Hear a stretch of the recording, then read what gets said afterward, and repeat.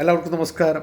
ഞാൻ Manoj Pottekkad, health and beauty by Manoj. ഞാനൊരു coffee കുടിച്ചുകൊണ്ടിരിക്കുകയാണ്.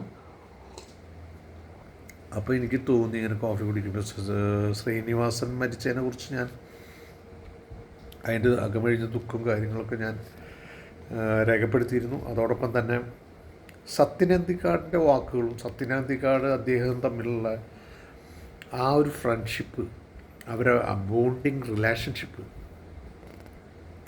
അത് തന്നെയാണ് മലയാള സിനിമയ്ക്ക് അവർ തമ്മിലുള്ള കൂട്ടുകെട്ടിൽ സത്യനന്ദിക്കാട്, ശ്രീനിവാസൻ, മോഹൻലാൽ, അതിൻ്റെ അനുബന്ധമായി വരുന്ന ഒടിലുണ്ണികൃഷ്ണൻ, നെടുമുടി വേണു, ഇന്നസെൻ്റ്, പപ്പു, ആരെടുത്തു, മമ്മൂക്കോയ, ഇവരൊക്കെ നടന്മാർ, ശങ്കരാടി, ഇവരൊക്കെ ജീവിക്കുകയായിരുന്നു. മോഹൻലാൽ ഒരു സിനിമ ഇപ്പോൾ പറഞ്ഞ പഴയ സിനിമകൾ ഞാൻ കാണാറില്ല. മധു പറയാറുണ്ട് പഴയ സിനിമകൾ കാണാറില്ല. മധു പറഞ്ഞതിന് കാര്യമുണ്ട്, 90 വയസ്സ് കഴിഞ്ഞു അദ്ദേഹത്തിന്. പക്ഷേ മോഹൻലാൽ, ലാലേട്ടൻ പറഞ്ഞ എന്താ, ഞാൻ പഴയ സിനിമകളൊന്നും ചന്ദ്രലേഖ കണ്ട ഒരു സീനിൽ ഉള്ളവർ മുഴുവൻ മരിച്ചുപോയി. ശ്രീനിവാസൻ ഉണ്ടായിരുന്ന ലാസ്റ്റ് അദ്ദേഹം പോയി. അപ്പോൾ കണ്ണുണ്ടാകുമ്പോൾ കണ്ണിൻ്റെ വില അറിയില്ല എന്ന് പറയും. സത്യമാണ്. ഒരാൾ നമ്മളെ വിട്ടൊഴിഞ്ഞ് പോകുമ്പോഴാണ് സത്യേട്ടൻ പറഞ്ഞു കേട്ടപ്പോൾ എനിക്ക് ഭയങ്കര സങ്കടം തോന്നി. കണ്ണീരിൽ നിന്ന് കുടുകുടാ രക്തം വരുന്ന മാതിരിയാണ്.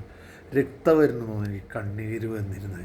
എനിക്കും ഇപ്പോഴും ഇത് പറയുമ്പോൾ ഞാൻ ഇമോഷണലാവാണ്. സത്യേട്ടനും ശ്രീനിയേട്ടനും തമ്മിലുള്ള ബന്ധം, അതാണ് നമ്മൾ കണ്ടുപിടിക്കേണ്ടത്. അത് സിനിമയല്ല. ആ യഥാർത്ഥ ബന്ധത്തിൽ നിന്ന് ഉരുത്തിരിഞ്ഞു വന്ന സിനിമകൾ ഒരു കാലത്തും മലയാള സിനിമയ്ക്ക് മറക്കാൻ പറ്റില്ല. ഒരു കാലത്തും മലയാള സിനിമ ജീവിച്ചിരിക്കുന്നിടത്തോളം കാലം എന്നും മനസ്സിൻ്റെ അടിത്തട്ടിൽ ഉറഞ്ഞു കിടക്കുന്ന ഒരു ഓർമ്മയായി മാറുന്ന സിനിമകൾ തന്നെയാണ്. ഒന്നിനൊന്നും മെച്ചെന്നാണ് പറയാം. പക്ഷേ ഞാനതിൽ എനിക്ക് ഏറ്റവും ഇഷ്ടപ്പെടും, ഒരു കാലത്തിന് അതിനെ പിന്തള്ളാൻ പറ്റില്ല. സന്ദേശം എന്ന് പറഞ്ഞ സിനിമ, ഒരൊറ്റ സിനിമ മാത്രം മതി.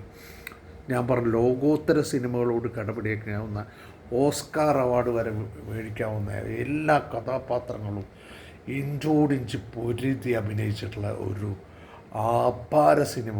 അതുമാത്രമല്ല എല്ലാ സിനിമകളും.